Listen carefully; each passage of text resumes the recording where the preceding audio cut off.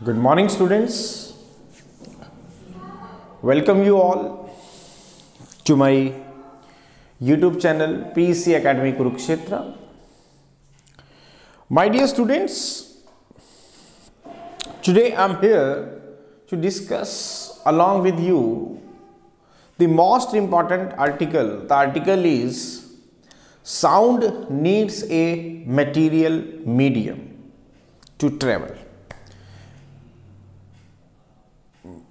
My dear students, इससे पिछले video में मैंने आपके साथ डिस्कस किया था what is sound wave and how it is to be travelled.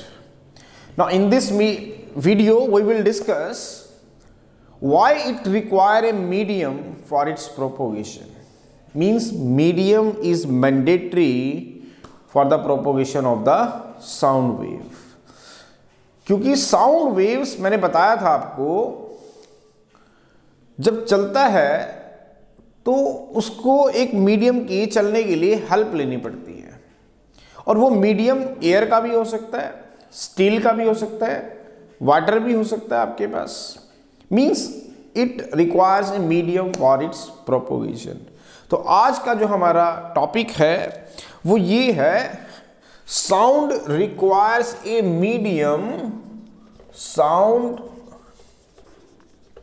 requires a medium for its propagation. कि साउंड को चलने के लिए एक मीडियम की जरूरत है. नाउ साउंड वेव्स जो है, it is a mechanical wave. Sound wave क्या है? Mechanical wave. It is a mechanical wave and it require a medium for its propagation. वो मीडियम आपका एयर का भी हो सकता है, जैसे कि मैंने बताया, वाटर का भी हो सकता है एंड स्टील का भी हो सकता है. मैकेनिकल वेव मीन्स जिसको चलने के लिए एक मटेरियल की जरूरत हो, उसे हम मैकेनिकल वेव कहते हैं. तो साउंड को चलने के लिए एक मटेरियल चाहिए, चाहे वो एयर हो, चाहे वो वाटर हो, चाहे वो स्टील हो. तो इसलिए साउंड को हम मैकेनिकल वेव भी कहते हैं. अब साउंड को मीडियम की रिक्वायरमेंट क्यों है, आज मैं इस एक्टिविटी से आपको समझाऊंगा कि why the medium is necessary for the propagation of sound wave. तो देखेंगे वो एक्टिविटी. देखिए ध्यान से. This is the bell jar. This is the bell jar. ये मैंने एक बेल जार लिया है and this is the cork. This is the cork. This is the electric bell and ये जो डॉट्स दिखाए गए हैं, these are the air molecules whose are moving randomly in the bell jar. और ये मैंने इलेक्ट्रिकल कनेक्शन दे दिया. This is the switch, और ये इलेक्ट्रिकल कनेक्शन मैंने इलेक्ट्रिकल बेल से कनेक्ट कर दिया. और ये है आपका वैक्यूम पंप. तो वैक्यूम पंप क्या होता है? अगर मैं इस रूम के अंदर, अभी आपको पता है एयर है, तभी मेरी आवाज आप सुन पा रहे हैं. अगर मैं वैक्यूम पंप लगा दूं तो वैक्यूम यहां से सारी एयर को जो है निकाल देगा. मींस उस सिस्टम को एयर फ्री कर देगा. तो आप देखना मेरी आवाज आप तक नहीं पहुंच पाएगी. तो आज उसी चीज को हम इस एक्टिविटी के थ्रू समझेंगे कि साउंड को चलने के लिए एक मीडियम क्यों चाहिए. तो this is the bell jar. ये मैं एक बेल जार ले रहा हूं यहां पर. This is the bell jar, और ये मैंने वो इलेक्ट्रिकल बेल लगा दी. This is the cork. ये वो पाइप है जहां से मैंने इलेक्ट्रिकल कनेक्शन दे दिया इस इलेक्ट्रिकल बेल को. This is the vacuum pump, जिसको मैं बाद में यूज करूंगा. और ये आपके पास जो डॉट्स दिखाए हैं, these are the air molecules, जो कि इस कंटेनर के अंदर, इस जार के अंदर प्रेजेंट है, and it is to be moving randomly. अब क्या होगा, जब आप यहां से स्विच ऑन करेंगे तो करंट जो है इस इलेक्ट्रिक बेल पे जाएगा. जब करंट इस इलेक्ट्रिकल बेल पे जाएगा तो बेल जो है बजेगी and it will produce the sound, and you will hear the sound in a large amount.